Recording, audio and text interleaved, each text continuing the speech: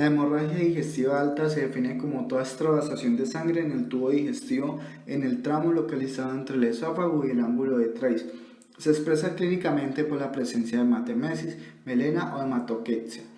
Es importante la evaluación inicial ya que centra la magnitud de la hemorragia con base en la modificación ortostática de los signos vitales, la frecuencia de la hematemesis o melenas y en algunos casos los datos generados en el lavado gástrico.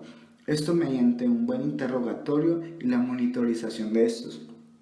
La evaluación inicial también es importante porque permite orientar las medidas de apoyos inmediatas para el paciente, clasificar a los enfermos para determinar quiénes irán a la unidad de cuidados intensivos y programar la endoscopia. La endoscopia de urgencia se usa en los pacientes con hipotensión y reposo, cambio ortostático de los signos vitales, en pacientes con hematemesis a repetición y en aquellos pacientes que necesitan transfusiones sanguíneas, además de los individuos con cirrosis, coagulopatía, insuficiencias respiratorias o renales o en aquellos pacientes mayores de 70 años que tienen más probabilidades de presentar hemorragias recurrentes importantes. La endoscopia de urgencia constituye una técnica diagnóstica y terapéutica importante en las personas que presentan una hemorragia aguda del tubo digestivo. Dicha hemorragia se detiene de forma espontánea en la mayor parte de los casos, pero en algunos pacientes tienen hemorragias persistentes o recurrentes. Entonces es importante diferenciar de dónde proviene el sangrado, si de la parte proximal o distal. En la parte proximal, más del 90% de los sujetos con melenas tienen hemorragia proximal al ligamento de Treis, con tránsito intestinal lento.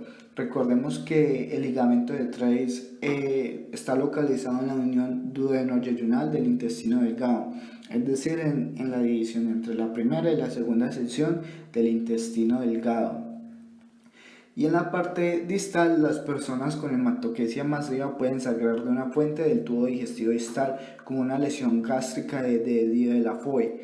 La lesión de Die de la Foy es una anomalía vascular generalmente en el estómago distal y consiste en la presencia de una arteria de gran calibre en la submucosa y ocasionalmente en la mucosa, que esta puede provocarse su ruptura y generar lo que es la hemorragia.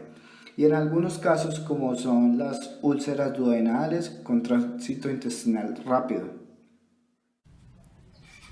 Tenemos 4 presentaciones clínicas: la hematemesis, las melenas, la hematoquexia y la rectorragia. La hematemesis es el vómito de sangre fresca o restos hemáticos digeridos, llamados también pozos de café. Hay que descartar la hemoptisis o sangre deglutida al clasificar esta presentación. Las melenas corresponden a las heces negras brillantes, pastosas, pegajosas y malolientes. Sugieren que es un sangrado de vías digestivas altas o vías digestivas bajas. Si es de vías digestivas bajas, corresponde a un tránsito lento que llevan al menos 8 horas en el tubo digestivo. También hay que descartar unas comidas como la tinta de calamar, medicamentos como las sales de bismuto o tratamientos con hierro. La hematoquexia son las heces sanguinolentas. Hay que tener cuidado con las hemorragias digestivas masivas, que son correspondientes a más de 1 litro. Sugieren más que todo de vías digestivas bajas, o también puede ser de vías digestivas altas con tránsito rápido. Finalmente, la rectorragia es la sangre roja por el ano. Son más que todo de vías digestivas bajas y por eso no se toman más en cuenta. Hay unos hallazgos dependiendo de la cantidad de sangre extravasada, con frecuencia es variable y depende de la cantidad de sangre. Estos hallazgos son propios de hipovolemia y de la anemia aguda, como la palidez, taquicardia, sudor frío o hipotensión. El origen de este sangrado puede ser muy variado. Tenemos orígenes potenciales como las varices o gastropatías hipertensivas portales que provienen de una enfermedad hepática o abuso de alcohol. La fístula aortoentérica puede provenir de un aneurisma de aorta o un injerto aórtico. La angiodisplasia puede provenir de una enfermedad renal, estenosis aórtica, telangiectasias, hemorragias hereditarias. La enfermedad ulceropéptica puede provenir de un Helicobacter pylori por el consumo de AINES o consumo de tabaco, igualmente que la malignidad. La úlcera marginal puede ser por una anastomosis gastroentérica. En el momento de hacer nuestra evaluación inicial para una hemorragia de vías digestivas altas, tenemos que tener en cuenta la historia inicial, el examen físico y la evaluación analítica. ¿Para qué? Para confirmar la presencia de hemorragias, evaluar la magnitud del sangrado y finalmente comprobar si la hemorragia persiste activa. La sangre procedente de las fosas nasales o del territorio broncopulmonar puede ser deglutida y posteriormente vomitada en forma de hematemesis, que es lo que había dicho anteriormente que se considera el pozo de café. Hay que tener unas consideraciones, como priorizar las medidas de reanimación si es una hemorragia digestiva masiva. Hay que tener una aproximación etiológica, indagar hepatopatías para tener un tratamiento temprano. Hay que también interrogar sobre esa ingesta de fármacos, sobre anticoagulantes o antiagregantes plaquetarios. Una buena anamnesis es la que nos considera si tenemos unas verdaderas o falsas melenas. Probablemente pueda tener trastornos en la coagulación. Ojo con la epistasis y hemoptisis. Hay que saber diferenciar las cosas.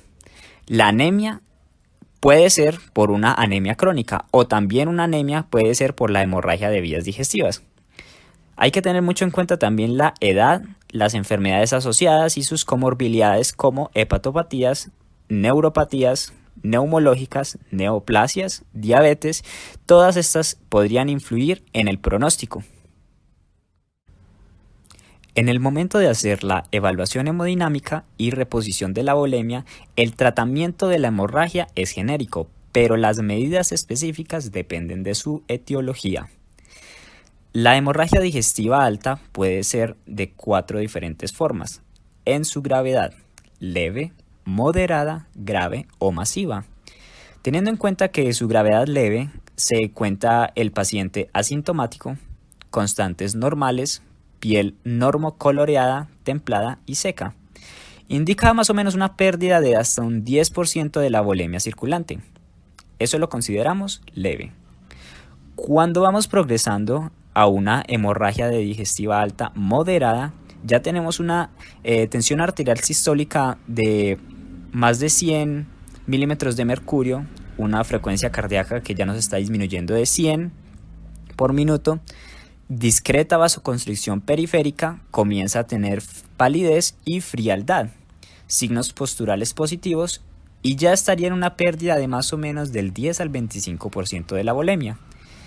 En una hemorragia digestiva alta grave, la tensión arterial sistólica ahora se encuentra por debajo de 100 milímetros de mercurio, la frecuencia cardíaca aumenta entre 100 y 120 por minuto, ya empieza a tener una taquipnea, una intensa vasoconstricción periférica, palidez intensa, frialdad, sudoración, inquietud o agitación y presentaría también signos posturales positivos.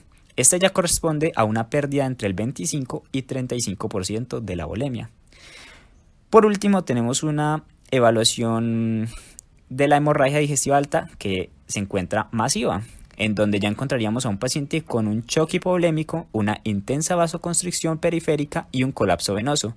Este se encontraría agitado, en estupor o comatoso, tendría anuria y finalmente tiene una pérdida superior al 35% de la volemia. Entonces, ¿cómo hacemos esa reposición de la volemia? ¿Para qué la hacemos? Primero, para evitar consecuencias, obviamente. Lo repondríamos con cristaloides o coloides.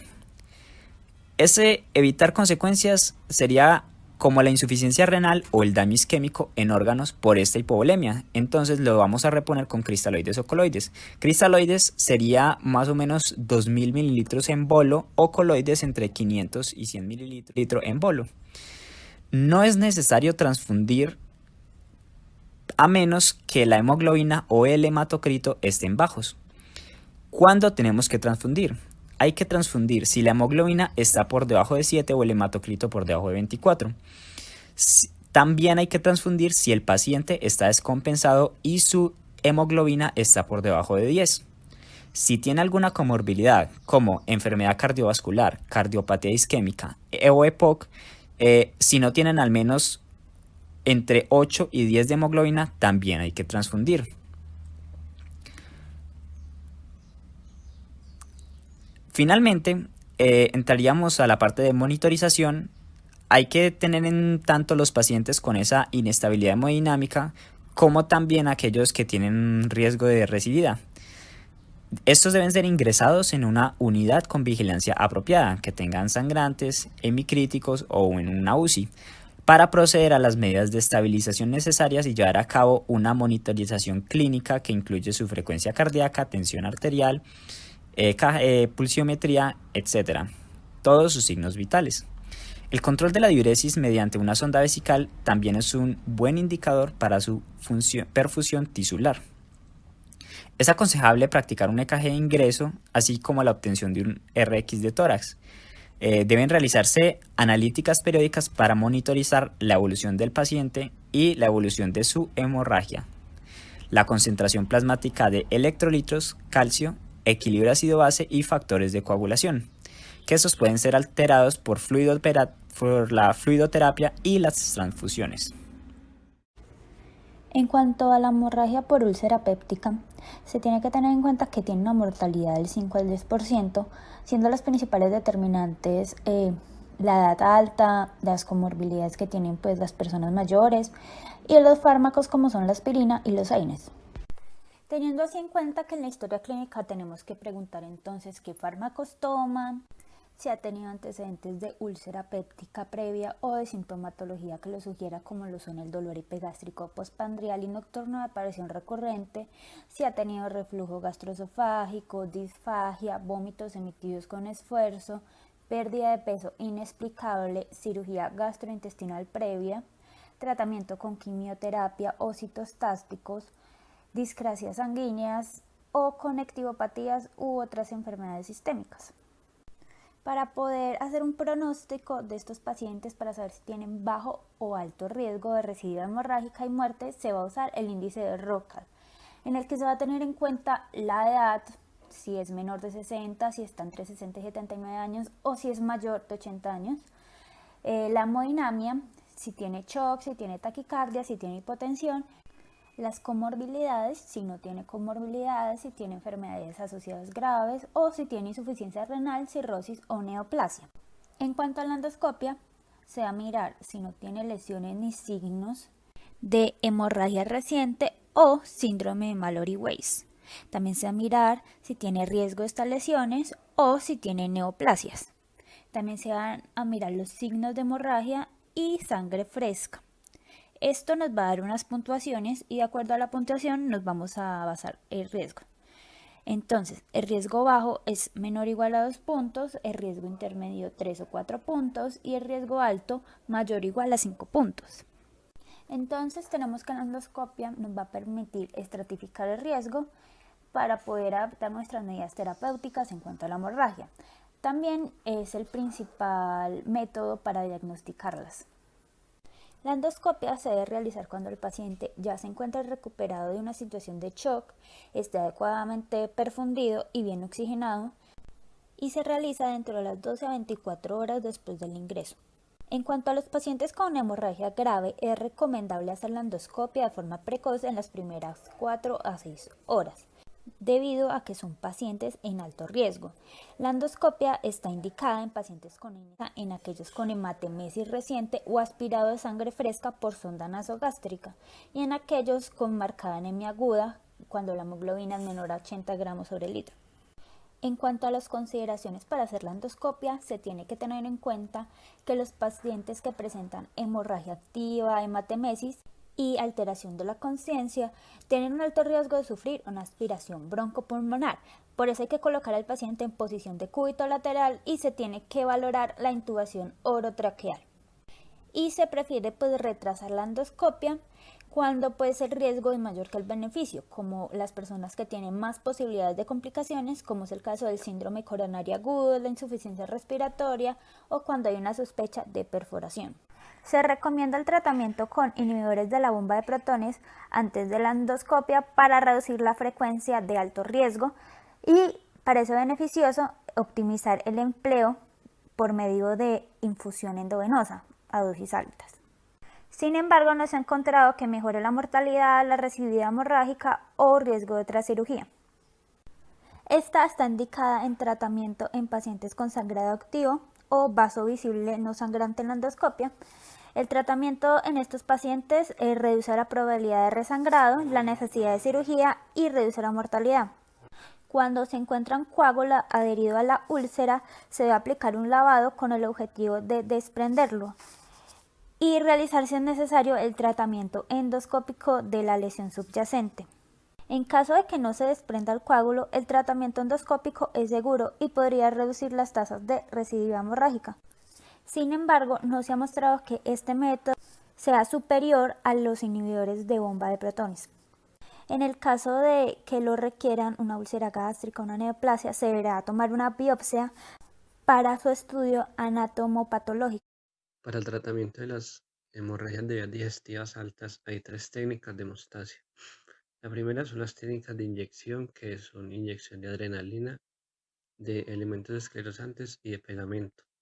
Esta es la opción más barata y más simple de ejecutar en la práctica clínica. La segunda es la térmica de contacto y la térmica sin contacto, y la tercera son las mecánicas, que son los hemoclips y la ligadura de bandas. Estos mecánicos son los más efectivos en la hemostasia en los vasos de gran calibre. En múltiples estudios clínicos no se han observado diferencias significativas en estos tratamientos, aunque se dice que lo más efectivo es el tratamiento combinado de la inyección con algún tratamiento secundario, que puede ser la inyección de adrenalina combinado con un hemoclip, un tratamiento térmico o un tratamiento esclerosante. Esta es la forma más efectiva de conseguir la hemostasia. Es el 95% de efectividad en las úlceras sangrantes. Esta terapia endoscópica se debe de asociar con un inhibidor de bomba de protones en infusión endovenosa para reducir el riesgo de sangrado y mortalidad. Este primer tratamiento se realiza en pacientes de alto riesgo, una segunda endoscopia electiva en las primeras 24 horas para reducir la hemorragia recidiva si ésta lo requiere. Esto no es sistemático, esto solo se realiza en pacientes de alto riesgo de sangrado. Si luego de este tratamiento inicial hay un fracaso en la hemostasia, que es más o menos en el 10 al 15% de los pacientes en las primeras 72 horas presentan sangrado, este debe de cursar por un segundo tratamiento terapéutico endoscópico antes de plantearse una cirugía, debido a que esta es más invasiva y conlleva mayores riesgos. Si en estos pacientes la hemorragia persiste, se le debe realizar una angiografía en las arterias del tronco celíaco y la arteria mesentérica superior para hacer una embolización en la arteria percutánea con esponjas de gelatina, alcohol polivínico y pegamentos acrílicos. Como última opción de tratamiento se tiene el tratamiento quirúrgico. Este es el más invasivo y el que conlleva más riesgos. Hay 3 casos en que se debe de realizar. La primera es si el sangrado persiste tras un segundo tratamiento. El siguiente caso es si hay un sangrado masivo luego del primer tratamiento. Y el tercer caso es si hay una hemorragia masiva en el primer tratamiento y no se logra estabilidad hemodinámica y reposición de volemia. La inhibición de la secreción gástrica de ácido se recomienda, ya que con eso se van a obtener beneficios como la cicatrización de las lesiones y además va a favorecer a la agregación plaquetaria. Se estima que para optimizar la hemostasia lo ideal es tener un pH mayor a 4, preferiblemente mayor a 6 de forma sostenida. Eso se va a conseguir con la administración de dosis altas de inhibidores de la bomba de protones. También hay que mencionar que no se recomienda el uso de los antagonistas H2 en pacientes con hemorragia digestiva alta, ya que estos no van a reducir la incidencia de la recidiva ni tampoco la necesidad de cirugía como si los hacen los IVPs. En pacientes con estigmas endoscópicos de alto riesgo, la terapia endoscópica debe asociarse a la administración inicial de un bolo de IVP e infusión endovenosa con dosis altas, aproximadamente a 8 miligramos por hora. Eso se suele mantener durante las primeras 72 horas porque esas son como las horas donde hay mayor riesgo. Tras esas 72 horas, como ya disminuye el riesgo de sangrado, se puede seguir con el tratamiento oral de IVP hasta que se logre la cicatrización de la úlcera. Después de que el paciente sea dado de alta, entonces debe seguir con el tratamiento de IVP oral. Y aunque la administración de dosis estándar sea suficiente, es más común que se administren dosis dobles durante el periodo de cicatrización. En cuanto a otros fármacos útiles en esta patología, entonces se menciona la somatostatina. Ella lo que puede lograr es reducir el riesgo de sangrado observado en los pacientes en los cuales se administran antagonistas H2. Sin embargo, no se ha evidenciado que esta vaya a mejorar la eficacia de los IVP y por eso no puede ser usado de manera rutinaria. La ferroterapia se usa debido a que la mayoría de los pacientes tras un episodio de hemorragia digestiva alta suelen presentar anemia ferropénica. Por eso es aconsejable que se realice un estudio del metabolismo férrico para así administrar suplementos férricos antes del alta, bien sea por vía oral o intravenosa según la gravedad de la anemia que se presentando. En cuanto a las medidas de carácter general, en primer lugar vamos a tener que se ha evidenciado que el tiempo en reiniciar la alimentación no influye en el curso evolutivo. Por eso en pacientes con lesiones de bajo grado se puede retomar la alimentación de manera rápida después de la endoscopia. Sin embargo, en los casos más graves es prudente que se mantenga una dieta líquida hasta transcurrir 24 horas libres en que el paciente no haya tenido hemorragia. En cuanto al tiempo de estancia hospitalaria, entonces se debe valorar el alta cuando ya no exista un riesgo de recidiva y por eso en lesiones que tienen bajo riesgo endoscópico y también un contexto clínico favorable se puede plantear el alta en aproximadamente 24 horas. Sin embargo, debe realizarse con precaución. Y finalmente, en cuanto a la actividad física, entonces esta se va a restablecer según el progreso del paciente, de igual manera la actividad laboral. El tratamiento quirúrgico está indicado cuando la hemorragia no se va a lograr controlar con las medidas terapéuticas farmacológicas y endoscópicas o en pacientes que hayan tenido hemorragia digestiva alta, pero de manera masiva. En cuanto a la prevención de la recidiva a largo plazo, entonces todos los pacientes que hayan sufrido hemorragia digestiva alta por úlcera péptica deben recibir un tratamiento antisecretor hasta que se logre la cicatrización de la lesión. En las úlceras gástricas se debe realizar un control endoscópico a la 8ª semana para confirmar la cicatrización. También debe investigarse y en caso tal tratar la infección por Helicobacter pylori en pacientes con úlcera péptica sangrante. Esto se hace con el fin de confirmar la erradicación, ya que esa medida va a ser más eficaz que el tratamiento con IVP en la prevención de la recidiva. En los pacientes que tienen hemorragia digestiva alta que requieren antiagregación plaquetaria porque tienen una patología cardiovascular, la interrupción prolongada del ácido acetilsalicílico puede aumentar el riesgo de trombosis. Por eso se recomienda reiniciar el tratamiento con ácido acetilsalicílico entre el tercer y séptimo día del tratamiento endoscópico. Si la úlcera péptica no está asociada a la presencia de Helicobacter pylori ni tampoco a la toma de AINES, entonces deben valorarse como abrir una investigación de causas que sean poco frecuentes, por ejemplo un gastrinoma. Y finalmente, cuando la causa de una hemorragia digestiva alta es una esofagitis péptica o una úlcera esofágica, debe usarse un tratamiento de mantenimiento con un IVP. Cuando el esquema terapéutico integrado de la hemorragia digestiva alta péptica, entonces vamos a tener que la hemorragia digestiva alta péptica requiere la endoscopia urgente como método diagnóstico de la lesión sangrante para así establecer un pronóstico. Ese tratamiento endoscópico entonces va a estar indicado en úlceras con hemorragia activa con presencia de un vaso visible no sangrante, ya que esto como que va a reducir el riesgo de sangrado. En caso de que se detecte un coágulo adherido al lecho ulceroso, entonces debe aplicarse lavado para desprenderlo. La inyección de adrenalina se va a asociar a un método hemostático endoscópico y va a ser de segunda opción. Y en pacientes con esquemas endoscópicos de alto riesgo, la terapia endoscópica debe asociarse a un IVP en infusión endovenosa continua. También cabe mencionar que en un 15 al 20% de ocasiones la hemorragia persiste en estos casos, entonces se debe intentar un segundo tratamiento endoscópico. Entonces esto va a reducir la necesidad de cirugía y en quienes fracasa este segundo tratamiento endoscópico sí debe iniciarse el proceso de cirugía. A continuación vamos a hablar sobre la hemorragia por hipertensión portal. Esta suele ser secundaria a la ruptura de varices esofágicas, varices ectópicas y la gastropatía de hipertensión portal. Estas varices esofágicas están presentes en un 50% de los pacientes con cirrosis en el momento del diagnóstico. La hemorragia digestiva por varices esofágicas es una de las complicaciones más frecuentes y graves de la cirrosis hepática. Actúa como un desencadenante de otras complicaciones bacterianas y síndrome hepatorrenal. Para que se desarrollen las varices, el aumento del gradiente de presión portal debe superar los 10 milímetros de mercurio, denominado como hipertensión portal clínicamente significativa. Una vez formadas, estas varices van a tener una clasificación de pequeñas, las cuales van a ser menores a 5 milímetros y grandes mayores a 5 milímetros. Para que se presente la ruptura de estas varices, estudios han demostrado que se debe superar el valor de 12 milímetros de mercurio para producir la ruptura de la pared. Se tienen en cuenta factores como dilatación de las varices, lo cual adelgaza la pared y aparecen los signos rojos, aumenta la tensión de la pared variceal, facilitando la ruptura. El riesgo es mucho mayor en pacientes que presentan varices grandes, es decir, con un tamaño mayor a 5 milímetros. Vamos a tener las varices esófago-gástricas tipo 2 que van a tener una prolongación subcardial de las varices esofágicas por la curvatura mayor hacia el fundus. Las varices gástricas aisladas tipo 1 son varices gástricas sin conexión con varices esofágicas, aisladas, situadas en el fundus.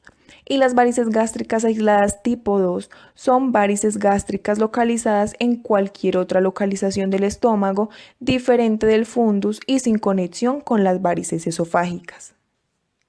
En las manifestaciones clínicas de la hemorragia por hipertensión portal, además de la posible aparición de hematemesis o melenas o la inestabilidad hemodinámica, días previos a que el paciente consulte, también aparecen otras complicaciones de la cirrosis hepática, como lo son la encefalopatía, la disfunción renal, alteración hidroelectrolítica e infecciones, en las que se debe destacar la neumonía por una broncoaspiración.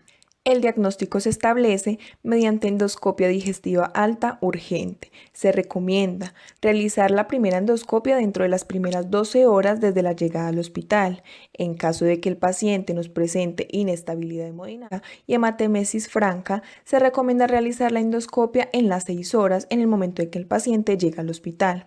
Para poder establecer el diagnóstico, se debe observar en la endoscopia sangrado activo originado en las varices y sangrado en el estómago. El tratamiento del episodio hemorrágico agudo inicialmente comprende la reposición de la volemia, la cual debe ser restrictiva, dado que una reposición excesiva de la volemia puede aumentar el gradiente de presión portal y proporciona la reanudación de la hemorragia si ésta se había detenido. La profilaxis para las complicaciones consiste en la administración de antibióticos profilácticos desde el ingreso y durante los 5 días siguientes, los cuales suelen ser eficaces para la prevención de infecciones por gérmenes entéricos, en particular para prevenir la peritonitis bacteriana espontánea. La administración de antibiótico ha demostrado la reducción de la mortalidad asociada a la hemorragia por varices.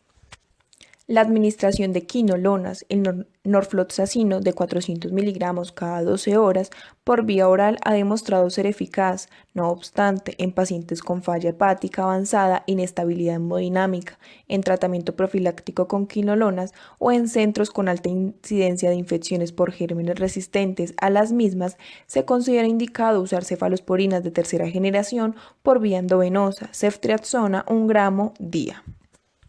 Otras complicaciones frecuentes en el paciente con hemorragia por varices son la aparición de insuficiencia renal, la cual requiere de una adecuada reposición de la volemia, aparición de insuficiencia respiratoria, la cual requiere de protección de la vía aérea, en especial al momento de la exploración, tratamiento endoscópico y en el caso de los pacientes con disminución del estado cognitivo. Para el tratamiento hemostático, la primera elección es el empleo precoz de agentes vasoconstrictores que reducen el flujo y la presión portal. Para el tratamiento farmacológico, debe iniciarse en cualquier paciente con hipertensión portal que presente hemorragia digestiva, incluso antes de la endoscopia diagnóstica. Bien, ahora hablaremos de la profilaxis primaria de las hemorragias por varices. ¿Cuál es el objetivo de esta profilaxis? Lo primero es evitar la hemorragia en pacientes con varices que nunca hayan presentado sangrado.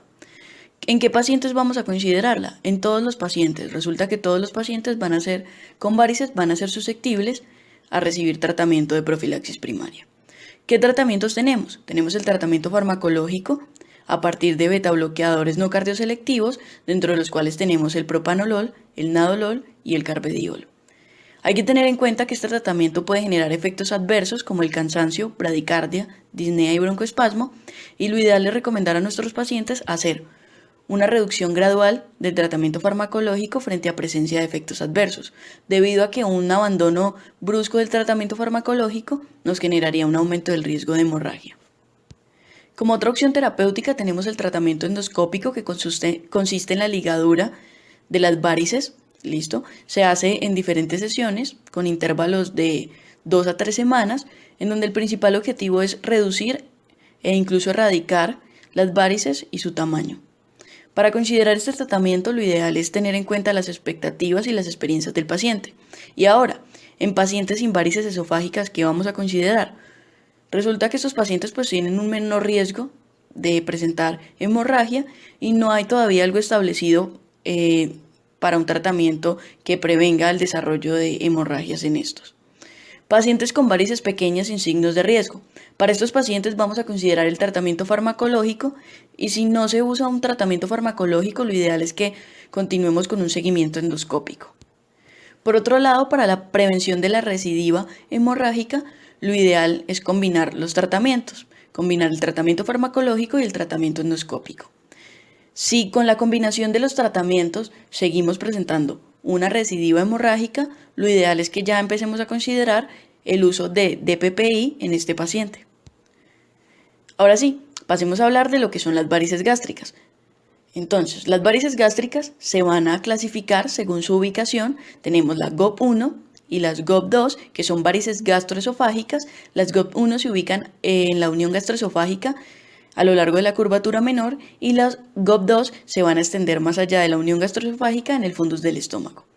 Las IgB1 e IgB2 son las varices gástricas aisladas.